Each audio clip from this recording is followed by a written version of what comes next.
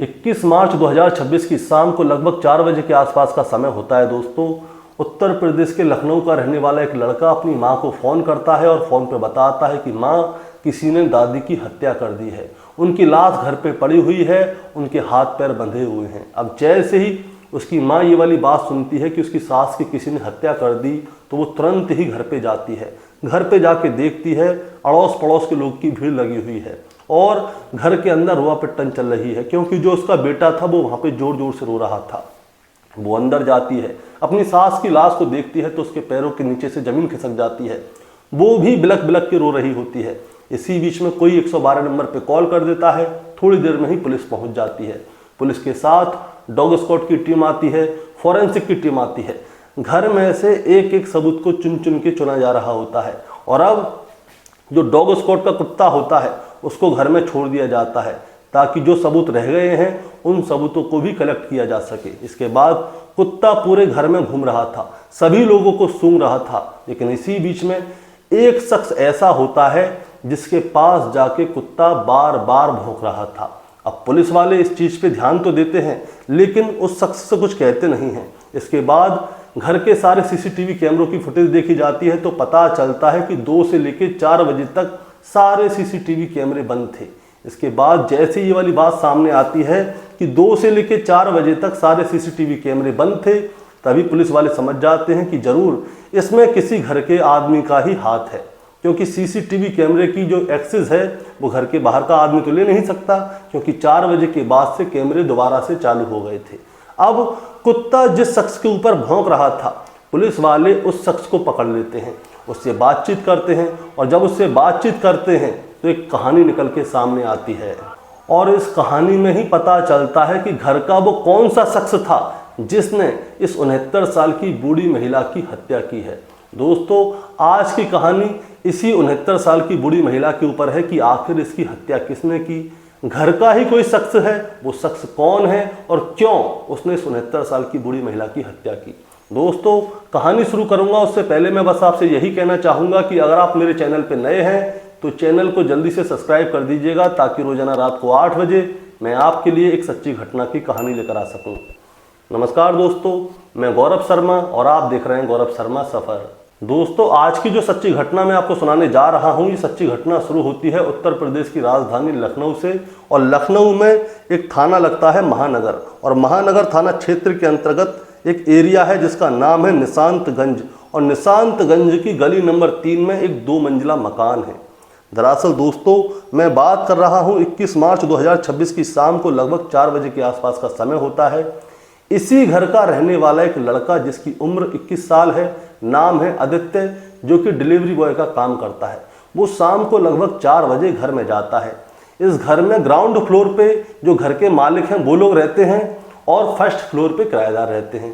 अब ये लड़का जो है घर के मालिक का बेटा है। अब ये क्या करता है, शाम को लगभग 4 बजे घर में जाता है। घर में जाके ये सीधे ही पहले ड्राइंग रूम में जाता है, और ड्राइंग रूम में जब वो जाता है तो अपनी दादी के कमरे में भी जाता है। घर के अंदर कोई नहीं होता, सन्नाटा होता है।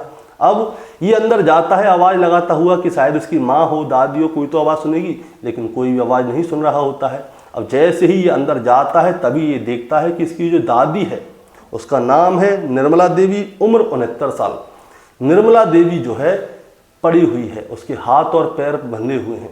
अब जैसे ही ये लड़का अपनी दादी को देखता है तो ये सक पका जाता है कि आखिर इसकी दादी के हाथ पैर किसने बांध दिए।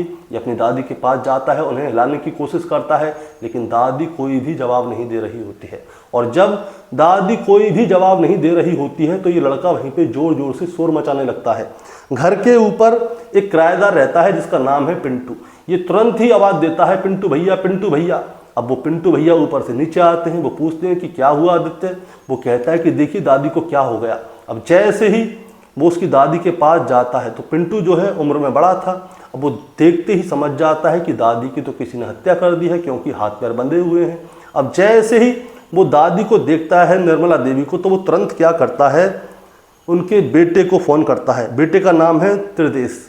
त्रिदेश को फ़ोन करता है और बताता है कि आपकी माता जी को घर में इस तरह से देखा गया है कि आप सोच भी नहीं सकते। वो पूछता है क्या हुआ। वो कहता है कि आपकी माताजी के हाथ पैर बंधे हुए हैं और वो घर में अचेत पड़ी हुई हैं। मैंने चेक किया तो पता चला कि वो मर गई हैं। अब जैसे ही बेटा ये वाली बात सुनता है तो वो भी चौंक जाता है और त्रिदेश का जो बेटा है आदित्य, वो अपनी माँ को फ़ोन करता है। माँ का नाम है रंजना। रंजना उस समय पे घर पे नहीं थी। वो रंजना को फ़ोन करता है कि माँ जल्दी से घर पे आ जाइए, दादी को किसी ने मार दिया। अब जैसे ही रंजना ये वाली बात सुनती है तो वो भी दौड़ी दौड़ी घर पे आती है और वहाँ पे आके देखती है तो घर पे आसपास के लोगों की भीड़ लगी हुई होती है। अब वो घर पे आते ही पहले अपनी सास को देखती है और सास को देखती है तो पता चलता है कि उसके हाथ पैर किसी ने बांध दिए हैं और हाथ पैर बांध के उसका गला दबा के किसी ने उसकी हत्या कर दी है, क्योंकि गले पे भी हाथों के निशान थे। अब रंजना वहीं पे फूट फूट के रोने लगती है कि हाय रे हाय, मेरी सास को किसने मार डाला। अब इतनी ही देर में क्या होता है दोस्तों, कोई पुलिस को फ़ोन कर देता है और जब पुलिस को फ़ोन किया जाता है 112 नंबर कॉल पे, तुरंत ही पुलिस मौके पर पहुंच जाती है। पुलिस वहां पे मौके का जायजा ले रही होती है। इतनी ही देर में डॉग स्क्वाड की टीम आ जाती है और इतनी ही देर में फॉरेंसिक की टीम भी आ जाती है। अब फॉरेंसिक की टीम जो है घर में एक एक जगह को अच्छी तरह से तलाश रही थी कि कोई सबूत मिल जाए और परिवार के लोगों से पूछा जाता है कि आपको क्या लगता है कि किसने इसकी हत्या की होगी बूढ़ी महिला की। परिवार के लोग बताते हैं कि साहब हमारी तो किसी से कोई दुश्मनाई भी नहीं है, कोई लेना देना भी नहीं है। अब बूढ़ी महिला को देखकर ऐसा लग रहा था कि मानो इस बूढ़ी महिला को बंधक बना के इसके घर में लूटपाट की गई होगी, चोरी की गई होगी, लेकिन घर में कोई भी सामान ज़्यादा हिला नहीं था। लेकिन इस बूढ़ी महिला की जो बहू है रंजना वर्मा, जिसकी उम्र 39 साल है, वो कहती है कि मेरी सास को बंधक बना के शायद किसी ने लूटा है और चोरी की वजह से ही मेरी सास की हत्या की गई है। लेकिन इस तरह से पुलिस वाले क्या है, किसी की बातों पे विश्वास नहीं कर सकते। पुलिस वाले अपना काम अपनी तरह से करेंगे। अब क्या होता है दोस्तों, जो पुलिस वाले हैं वो पूरे घर की जांच पड़ताल कर रहे होते हैं। घर के सीसीटीवी कैमरों को देखते हैं तो सीसीटीवी कैमरे बंद होते हैं। डॉग स्क्वाड की टीम आती है, वो एक एक चप्पे चप्पे को छान रही होती है और एक टीम जो परिवार के लोग हैं उनके बारे में जानकारी ले रही होती है कि आखिर इनके परिवार में कौन कौन है, क्या क्या काम करते हैं और जिस समय पे इस बूढ़ी महिला की हत्या की गई थी उस समय पे परिवार के सारे लोग गए तो गए कहाँ थे।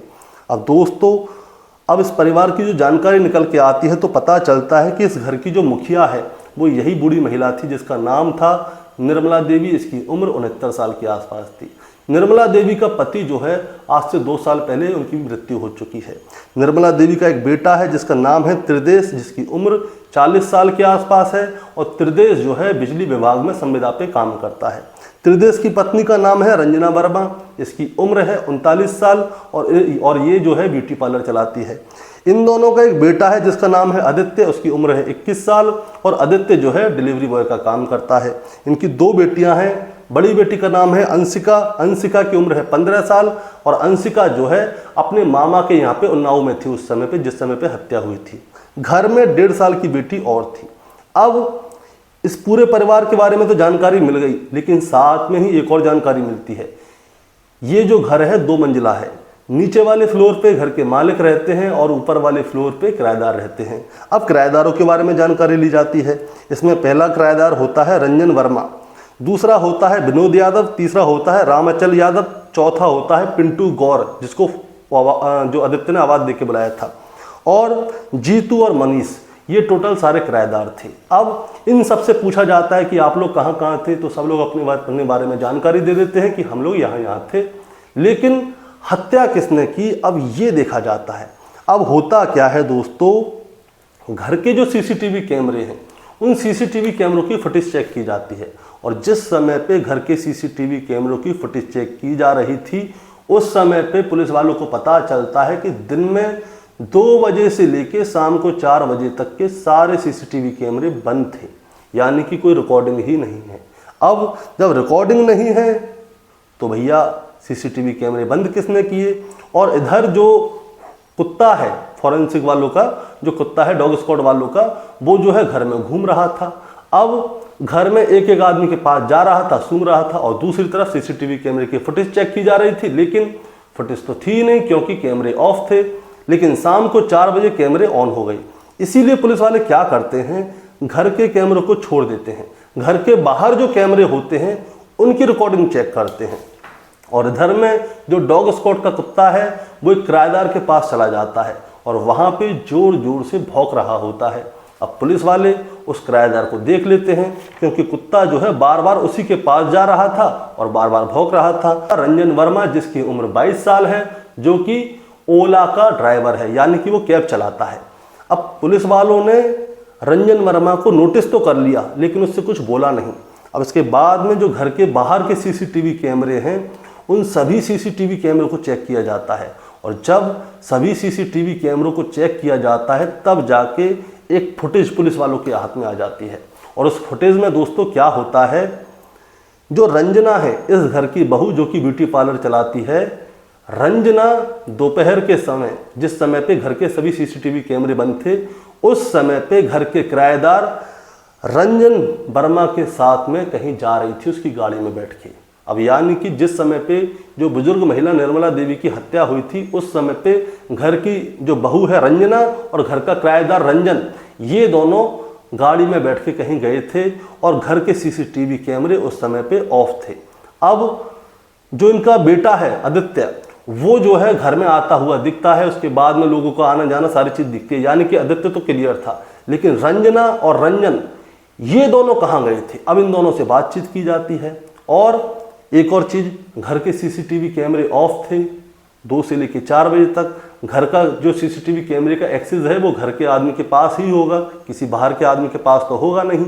इसीलिए पुलिस वाले क्या करते हैं, शाम को ही इस घर की बहू रंजना और इस घर के किराएदार रंजन, इन दोनों को हिरासत में ले लेते हैं और अपने साथ लेके जाते हैं सीधे थाने, और थाने में जाके इनसे पूछताछ की जाती है। अब रंजन और रंजना जो है अपनी अपनी बातों को बदल रहे थे, और जिस समय पे ये दोनों अपनी अपनी बातों को बदल रहे थे, उस समय पे पुलिस वाले जो है इनको सीसीटीवी फुटेज दिखाते हैं और इनको बताते हैं कि 2 बजे से लेकर 4 बजे तक का क्या जो है सीसीटीवी कैमरे बंद थे।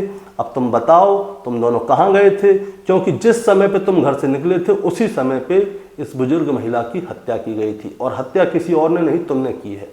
अब पुलिस वालों ने ऐसे ऐसे सवाल घुमा घुमा के इनसे पूछे कि ये दोनों पुलिस वाले के सवालों का जवाब दे नहीं पा रहे थे, और जब नहीं दे पा रहे थे तभी ये लोग जो है पुलिस वालों की बातों में फंस जाते हैं। और जब ये दोनों पुलिस वालों की बातों में फंसते हैं तो उसके बाद पुलिस वालों को जो है घर का किराएदार रंजन शर्मा, वो जो है एक कहानी सुनाता है। वो बताता है कि आज से 4 साल पहले वो इन लोगों के घर में आया था। रंजन शर्मा जो है उसका काम जो है ड्राइवरी का है, और उसका बोलचाल बहुत अच्छा था, और जो रंजना वर्मा है इससे जो है प्यार से भाभी भाभी कह के बात करता था। इसका पति काम पे चला जाता था तो वो बिजली विभाग में काम करता था। एक बेटा है, बेटा अपने काम पे चला जाता था। बेटी है वो उन्नाव अपने मामा के यहाँ पे रह के पढ़ाई कर रही थी, घर में 1.5 साल की बेटी थी। 2 साल पहले जो है इस बहू का ससुर भी मर गया था। अब रंजन और रंजना के बीच में क्या है, दोस्ती हो जाती है। दोस्ती बहुत अच्छी वाली हो जाती है, प्यार मोहब्बत हो जाता है। घर में कोई नहीं रहता था, जब भी मौका मिलता था रंजन रंजना से मिलता था। अब धीरे धीरे धीरे करके क्या होता है दोस्तों, एक कहावत है, इश्क और मुस्क छुपाए नहीं छुपते। अब इनको हो जाता है इश्क। अब ये छुपाए कैसे छुपे, घर के लोगों को इसकी जानकारी हो जाती है कि बहू जो है किराएदार के साथ में लगी हुई है। अब घर की बहू किराएदार के साथ में प्रेम प्रसंग में पड़ी हुई है, इसीलिए घर में कई बार विवाद भी हुए और बहू को समझाया गया और बहू समझ भी गई। उसने कहा कि मैं आगे से नहीं मिलूंगी। शायद इसीलिए जो घर का जो आदमी है, बहू का पति जो है त्रिदेश, उसने क्या किया था, घर में कैमरे लगवाए थे कि ताकि इस पे नज़र रहे। और जो घर की सास है निर्मला देवी, वो भी बहू पे नज़र रखती थी, लेकिन बहू इतनी चालाक थी कि उसने घर के जो सीसीटीवी कैमरे थे उनकी एक्सेस जो है रंजन के हाथ में दे दी। रंजन के मतलब मन में जब भी होता वो कैमरों को ऑफ कर देता, जब मन में होता ऑन कर देता। अब रंजन को जब भी बहू से मिलना होता वो तुरंत ही कैमरों को ऑफ कर देता। अब करते रहो फुटेज चेक, भाई कैमरे ही ऑफ हैं। अब इस चीज़ पे किसी ने ध्यान भी नहीं दिया, लेकिन जो घर की सास है निर्मला देवी, वो बहुत ज़्यादा नज़र रखती थी बहू पे। और जो किराएदार है ड्राइवर रंजन, वो कहाँ आ रहा जा रहा है और इन दोनों के बीच में क्या बातचीत होती है, सारी चीज़ पे नज़र रखती थी। ये वाली चीज़ जो है रंजन और रंजना इन दोनों को बड़ी बुरी लगती थी कि सास है, क्योंकि पति काम पे चला जाता है, बेटा अलग काम पे चला जाता है, और जो 15 साल की बेटी है वो मामा के घर पे रह रही है, 1.5 साल की बेटी घर पे। अब लेकिन ये सास है, सास को रास्ते से हटा दिया जाए तो कैसा रहे, इसीलिए रास्ते से हटाने के लिए इन दोनों ने तारीख चुनी 21 मार्च 2026। 21 मार्च 2026 को क्या होता है, जो इसका पति है त्रिदेश वो चला जाता है बिजली विभाग। बेटा है 21 साल का आदित्य, वो चला जाता है डिलीवरी करने। बेटी है, बेटी मामा के घर पे, अब घर पे कौन रह गया, 1.5 साल की बेटी, सास और बहू। अब दोपहर के लगभग 2 बजे के आसपास का समय था। रंजन ने सीसीटीवी कैमरे ऑफ कर दिए। ऑफ करने के बाद ये दोनों जाते हैं सास के कमरे में, यानी कि निर्मला देवी के कमरे में, और वहाँ पे जाके निर्मला देवी देखती है कि ये दोनों एक साथ कैसे आए। इतनी ही देर में ये दोनों क्या करते हैं, सास के मुंह को बंद करते हैं, हाथ पैर बांधते हैं और उसके गले को तब तक दबाते हैं जब तक कि सास मर ना जाए। इसके बाद जब सास मर जाती है तो ये दोनों अपने अपने कपड़ों को ठीक करते हैं आराम से। रंजन अपनी टैक्सी लेकर आता है, उसमें ये दोनों बैठते हैं और निकल जाते हैं और थोड़ी दूर जाके सीसीटीवी कैमरों को ऑन कर देते हैं। अब ये दोनों जो है यहाँ से भागना चाहते थे, लेकिन शाम को लगभग 4 बजे ही जो इसका बेटा है रंजना का, जिसकी उम्र 21 साल है, वो घर पे आ जाता है। घर पे आके देखता है कि दादी को तो किसी ने मार दिया है। अब वो अपनी माँ को फ़ोन करता है। माँ को फ़ोन करता है तो रंजना कहती है कि भैया घर जाना पड़ेगा, नहीं तो हमारे ऊपर ही शक हो जाएगा पुलिस को। इसीलिए वो घर पे जाती है। घर पे जाके नाटक करती है, मगरमच्छ वाले आंसू बहाती है और वहाँ पे लोगों के सामने कहती है कि शायद हमारे घर में चोरी करने आया होगा कोई, उसी ने हत्या कर दी है। लेकिन सीसीटीवी की फुटेज और कुत्ते के भौंकने की वजह से ये दोनों कातिल पकड़ लिए जाते हैं और इन दोनों को जेल भेज दिया जाता है। दोस्तों, इन दोनों ने सोचा कि शायद ये पकड़े नहीं जाएंगे, क्योंकि हर कातिल यही समझता है कि मेरे से ज़्यादा होशियार कोई नहीं है और मेरे तक कोई पहुंच भी नहीं पाएगा।